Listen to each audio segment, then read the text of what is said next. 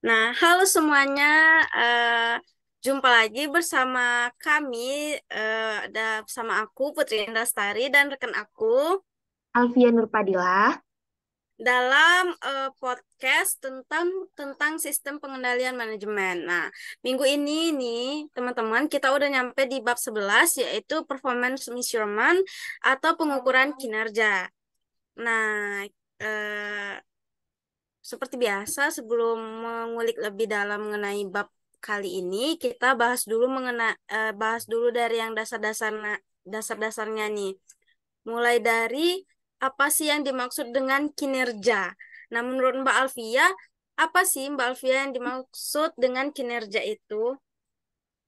Jadi kan sebelum kita masuk ke pengukuran kinerja, materi kita pada hari ini, kita masuk dulu nih ke kinerja. Jadi kinerja itu merupakan atau dapat digambarkan sebagai tingkat pencapaian pelaksanaan suatu kegiatan dalam mewujudkan sasaran, tujuan, misi, dan visi perusahaan yang tertuang dalam perumusan strategi planning suatu perusahaan. Nah, penilaian ini nih tidak lepas dari suatu proses yang merupakan kegiatan untuk mengolah masukan menjadi keluaran atau penilaian dalam proses penyusunan kebijakan atau program atau juga bisa disebut dengan kegiatan yang dianggap penting dan berpengaruh terhadap pencapaian sasaran dan tujuan.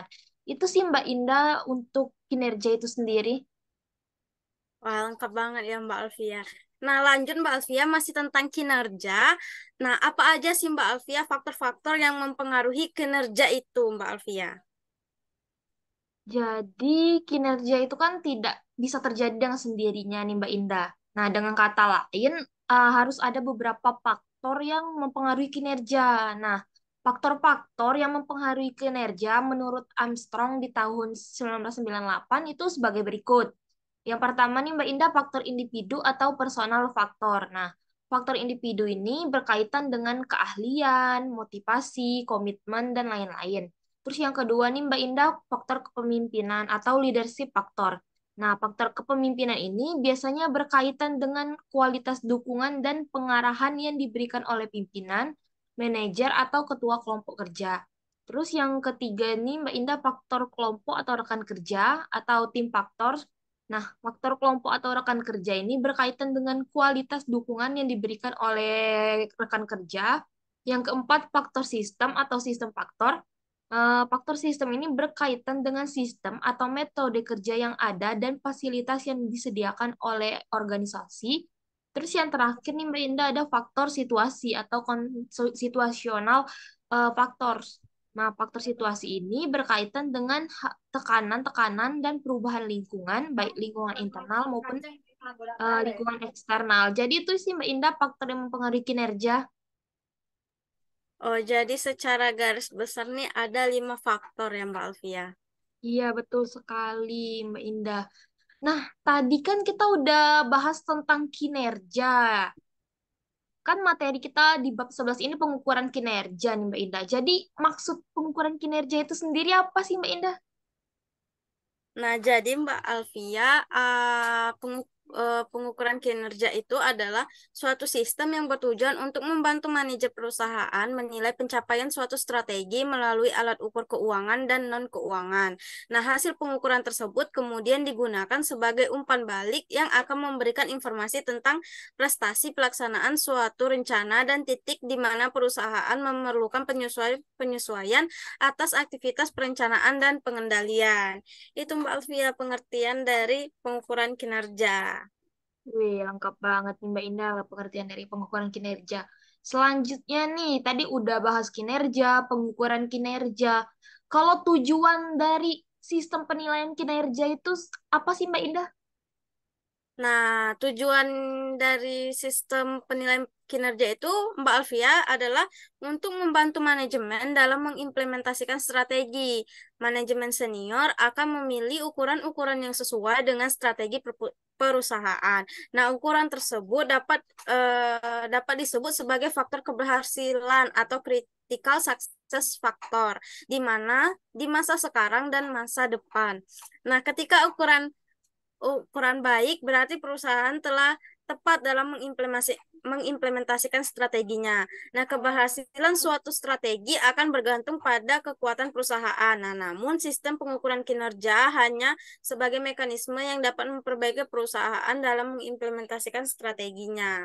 Itu Mbak Alfia, tujuan dari sistem penilaian kinerja itu. Oh ya, jadi memiliki Nah, tujuan membantu manajemen dalam mengimplementasikan strategi ya Mbak Indah.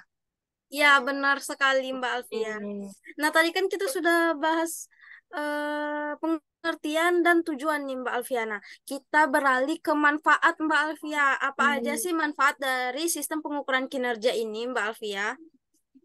Jadi untuk manfaat sistem pengukuran kinerja ini ada empat Mbak Indah. Yang pertama, menelusuri kinerja terhadap harapan pelanggannya dan membuat seluruh personil terlibat dalam upaya memberi kepuasan kepada pelanggan.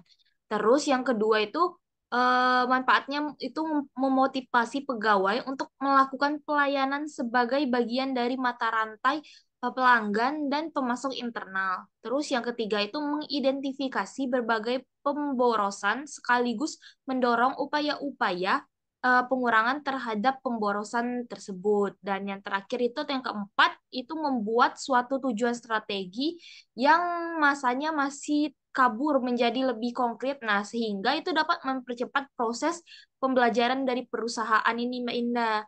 Itu sih Mbak Indah untuk manfaat dari sistem pengukuran kinerja. Jadi ada 4 manfaat ya Mbak Alfia. Iya, bener banget nih Mbak Indah. Nah, lanjut Mbak Alfia, di dalam sistem pengukuran kinerja itu kan Mbak Alfia ada ya, balance scorecard Mbak Alfia. Nah, apa sih Mbak Alfia yang dimaksud dengan balance scorecard dalam sistem pengukuran kinerja? Jadi maksud dari The Balance Scorecard itu merupakan suatu sistem pengukuran kinerja nih Mbak Indah yang memberi tanggung jawab pada unit bisnis dalam mencapai goal atau tujuan dan mengukurnya dengan ukuran-ukuran yang dikategorikan dalam empat perspektif. Nah, empat perspektif ini Mbak Indah yang pertama itu ada perspektif keuangan.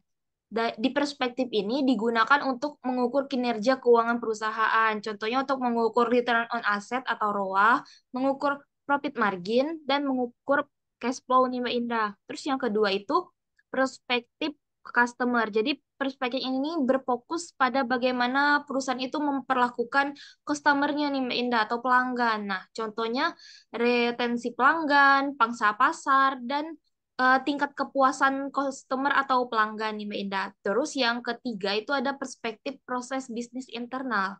Nah, perspektif bisnis internal ini akan mengacu pada bagaimana bisnis operasional perusahaan itu akan berjalan. Contohnya retensi karyawan. Dan yang terakhir nih Mbak Indah ada perspektif pembelajaran dan pertumbuhan. Contohnya presentasi penjualan atas produk baru nih Mbak Indah. Untuk itu sih Mbak Indah untuk masuk dari The Balance Scorecard itu sendiri. Wah, jadi ada 4 perspektif ya Mbak Alfia yang dipakai dalam balance scorecard ini. Iya, Mbak Indah. Selanjutnya nih Mbak Indah, tadi kan kita udah membahas tentang pengertian atau apa yang dimaksud dengan balance sheet scorecard nih. Nah, terus untuk tujuan dari balance sheet scorecard itu sendiri, apa sih Mbak Indah tujuannya? Nah, balance sheet scorecard ini bertujuan agar keseimbangan antara ukuran-ukuran kinerja tetap sesuai dengan tujuan perusahaan, sehingga dapat mendorong karyawan agar bertindak sesuai dengan tujuan yang ingin dicapai perusahaan. Nah, tiap perspektif dalam balance sheet scorecard ini akan berisi aspek strategi perusahaan serta langkah-langkah yang akan dilakukan. Nah, dalam menetapkan balance sheet scorecard ini, manajemen senior akan memilih ukuran yang akurat, dapat mencerminkan faktor keberhasilan strategi perusahaan, lalu menunjukkan hubungan yang kuat antara ukuran individual, lalu dihubungkan dengan cause effect relationship, lalu memberikan pandangan yang jauh mengenai kondisi perusahaan. Itu Mbak Alfia tujuan dari balance sheet scorecard ini. Wah, lengkap Eh, banget nih Mbak Indah tentang tujuan balance sheet scorecard. iya. Selanjutnya nih Mbak Indah, tadi kan kita udah bahas pengertian, tujuan dari balance sheet scorecard nih. Kalau manfaat dari balance sheet scorecard ini sendiri, apa sih Mbak Indah manfaatnya? Nah, balanced scorecard ini, Mbak Alfia, dapat memberikan manfaat bagi organisasi dalam beberapa cara, Mbak Alfia. Yang pertama itu menjelaskan visi organisasi, lalu menyelaraskan organisasi untuk mencapai visi itu, lalu mengintegrasikan perencanaan strategis dan alokasi sumber daya. Lalu yang terakhir itu dapat meningkatkan efektivitas manajemen dengan menyediakan informasi yang tepat untuk mengarahkan perubahan. Itu Mbak Alfian manfaat dari balanced scorecard. Jadi manfaatnya bagi organisasi itu ada 4 secara garis besar ya Mbak Indah. Ya, benar sekali Mbak Alfia. Nah, tadi kan kita udah bicara manfaat nih Mbak Alfia. Lalu ngomong-ngomong tentang manfaat, apa ada nggak sih Mbak Alfia keunggulan dari balanced scorecard ini Mbak Alfia? Kalau ada, tolong dijelaskan Mbak Alfia. Jadi balanced scorecard ini kan merupakan konsep pengukuran yang komprehensif. Nah, jadi balanced scorecard ini akan menekankan pengukuran kinerja itu tidak hanya pada aspek kuantitatif saja, tetapi juga aspek kualitatif. Eh, Terus aspek finansial juga dilengkapi dengan aspek customer, inovasi dan pengembangan pasar merupakan fokus pengukuran integral. Nah, melalui 4 perspektif, balanced scorecard ini mampu memandang sebagai faktor lingkungan secara menyeluruh. Itu sih yang keunggulan dari balanced scorecard yang pertama. Terus yang kedua itu merupakan konsep yang adaptif dan responsif terhadap lingkungan bisnis. Dan yang ketiga atau keunggulan yang terakhir ini memberikan fokus terhadap tujuan menyeluruh perusahaan. Itu sih Mbak Indah dari keunggulan balanced scorecard sebagai metode pengukuran kinerja dibandingkan dengan pengukuran kinerja tradisional lainnya. Nah, itu kan tadi keunggulannya ya Mbak Alfia. Hmm. Nah, kalau kelemahannya tuh ada nggak sih Mbak Alfia kelemahan dari balanced scorecard ini? Kalau untuk kelemahan sih pasti dari balance scorecard ini masih ada nih Mbak Indah. Nah, masalah-masalah yang dapat mengurangi manfaatnya dari balance scorecard ini yang pertama yaitu kurangnya hubungan antara ukuran dan hasil non keuangan. Maksudnya di sini nih tidak ada jaminan bahwa tingkat keuntungan masa depan itu akan mengikuti pencapaian target pada setiap bidang non keuangan. Nah, inilah masalah terbesar yang ada pada balanced scorecard karena adanya asumsi yang melekat bahwa tingkat keuntungan masa depan itu akan berasal dari pencapaian ukuran atau balanced scorecard.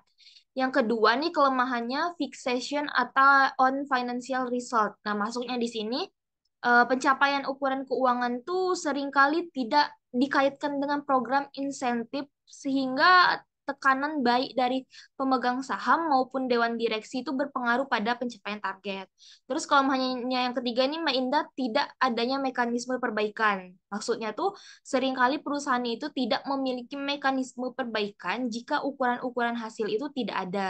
Terus yang kelemahan keempat nih Mbak Indah, ukuran-ukurannya tuh tidak diperbarui. Banyak perusahaan tidak memiliki mekanisme formal untuk memperbarui ukuran-ukuran agar segaris dengan perubahan strategi. Nah, hasilnya perusahaan menghasilkan ukuran yang berdasarkan strategi sebelumnya. Terus kelemahan yang kelima nih Mbak Indah, pengukurannya bisa terlalu berlebihan. Beberapa kali ukuran kritis itu dapat dilakukan sehingga para manajer itu akan kehilangan fokus. Dan kelemahan yang terakhir itu Mbak Indah atau yang keenam kesulitan dalam menentukan trade-off. Itu sih Mbak Indah untuk kelemahan dari balanced scorecard itu sendiri. Eh, Tadi kan kita udah bahas tentang balanced scorecard nih Mbak Indah.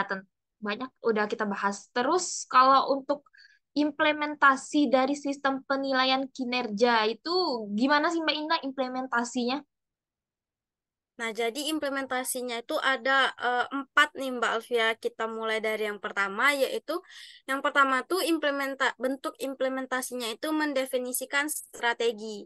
Nah, scorecard membangun suatu kaitan antara strategi dengan tindakan operasional. Proses mendefinisikan scorecard dimulai dengan mendefinisikan strategi organisasi. Lalu implementasi yang kedua itu ada mendefinisikan ukuran dari strategi. Pengembangan ukuran-ukuran untuk mendukung artikulasi strategi, organisasi harus fokus pada beberapa ukuran penting dan mengikatnya satu sama lain dalam hubungan sebab akibat. Lalu implementasi yang ketiga ada mengintegrasikan ukuran ke dalam sistem manajemen.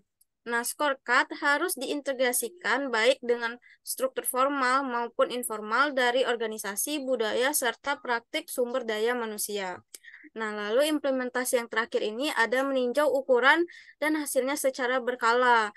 Scorecard harus ditinjau secara konsisten dan terus-menerus oleh manajer senior dengan memperhatikan hal-hal sebagai berikut, yaitu bagaimana kondisi organisasi menurut ukuran hasil, lalu bagaimana kondisi organisasi menurut ukuran pemicu, lalu bagaimana strategi organisasi berubah sejak tinjauan terakhir, dan bagaimana ukuran scorecard berubah. Nah, jadi itulah Mbak Alfia implementasi dari sistem penilaian kinerja.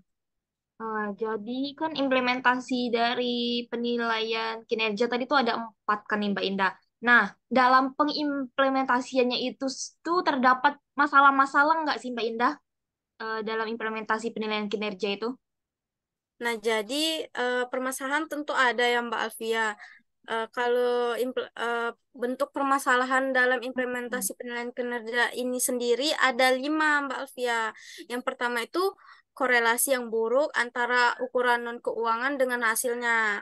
Artinya di sini tidak ada jaminan bahwa profitabilitas masa depan akan mengikuti pencapaian target di bidang non keuangan manapun.